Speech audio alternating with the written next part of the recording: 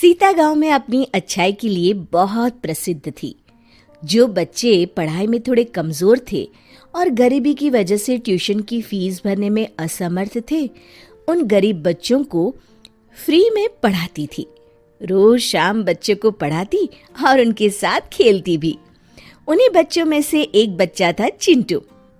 चिंटू बहुत होनहार बच्चा था, जो सीता दीदी की सिखाई बातों को ध्यान से सुनता और हमेशा अच्छे नंबर से पास होता था। एक दिन चिंटू अपने हाथ में एक पेपर लेकर सीता के पास दौड़कर आया। दीदी दीदी, ये देखो मुझे क्या मिला। अरे चिंटू, आराम से, थोड़ी सांस तो ले लो। क्या मिला बताओ? आप भी देख लीजिए दीदी। अरे चिंटू वाह, ये तो स्कॉलरशिप के पेपर है। तुम्हें स्कॉलरशिप मिली है? हाँ दीदी, अब मैं शहर जाकर पढ़ाई कर सकता हूँ। अरे वाह चिंटू, बहुत बहुत बधाई हो। मैं बहुत बहुत खुश हूँ तुम्हारे लिए। ये सब आपकी वजह से संभव हुआ है दीदी, धन्यवाद आपका। चिंटू, ये सब तुम्हारी मेहनत और लगन का परिणाम है। अब तुम खूब मन लगाकर पढ़ाई करना और खूब तरक्की करना। ठीक है दीदी, अब मैं घर जाता हूँ। मुझे तैयारी भी तो करनी है शहर जाने की। ठीक है चिंटू। चिंटू अब अपने आगे की पढ़ाई करने शहर चला गया। ऐसे ही वक्त बीतता गया। इस बात को 20 साल हो गए थे और सीता दीदी अब बूढ़ी हो गई थी। लेकिन एक चीज जो नहीं बदली वो थी सीता का बच्चों के प्रति प्यार, क्योंकि आज भी सीता हर शाम बच्चों को पढ़ाती। एक दिन सीता हमेशा की तरह बच्चों को पढ़ा रही थी। तभी उसने आवाज सुनी, माँ, मैं आ गया। सीता को आवाज बहुत जानी पहचानी लगी। उसका बेटा विकास, जो बचपन में शहर पढ़ने गया था, वो वापस लौट आया था। वो विकास की आवाज सुनकर बाहर आई और उससे बोली, आ गया बेटा तू शहर से? और तभी ये कहते कहते ही सीता को चक्कर आ गया और वो बेहोश हो गई। माँ, क्या हो गया आपको? आंखें खोलो माँ। लगता है माँ को हॉस्पिटल में भर्ती करवाना पड़ेगा। विकास ने बिना देरी किए सीता को शहर के हॉस्पिटल में भर्ती करवा दिया।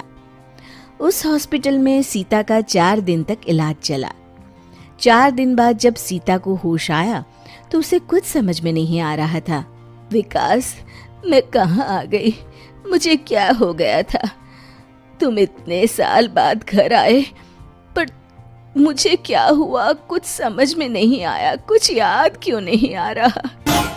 तभी विकास ने माँ को सारी बात बताई। माँ, अब हम लोग घर जा सकते हैं। अब आप पूरी तरह ठीक हो गई हैं। मैं तो ठीक हो गई हूँ, पर इतने बड़े हॉस्पिटल का बिल हम कैसे चुका पाएंगे? माँ, अब चिंता मत करो। मुझे लगता है 30 या 40 हजार से ज्यादा का बिल नहीं आएगा। उतने पैसे तो है मेरे पास, मैं दे दूंगा। आपकी तबीयत ठीक हो गई है, मुझे और क्या चाहिए? सीता मुस्कुरा दी, लेकिन उसे अभी भी चिंता सता रही थी। हे भगवान, हमारी मदद करना।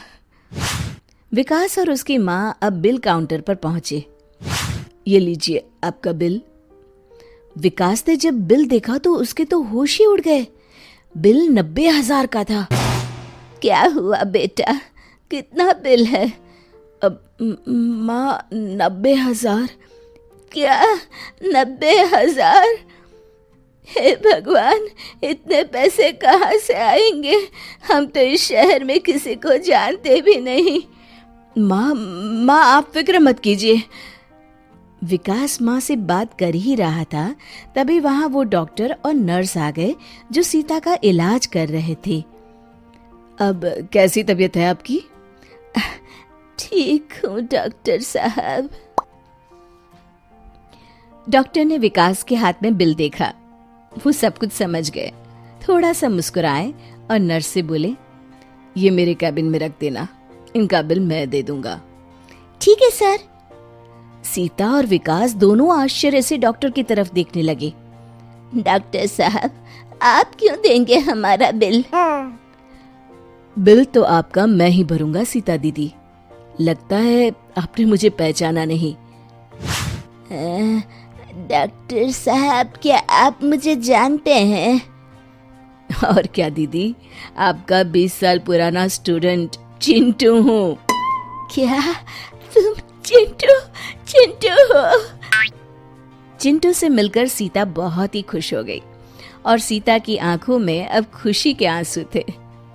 पर बेटा, हम अपना बिल दे देंगे। सीता दीदी, आपका बिल तो आपने 20 साल पहले ही दे दिया था। आज चिंटू डॉक्टर है तो आप ही की वजह से। सीता मन ही मन भगवान को धन्यवाद करने लगी। शिक्षा, हमारे अच्छाई हमारे साथ हमेशा रहती है। हमारे द्वारा किए गए अच्छाई के फल हमें किसी न किसी रूप में जरूर मिलते हैं। तभी तो कहते हैं, कुछ बनने से पहले एक अच्छे इंसान जरूर बनो।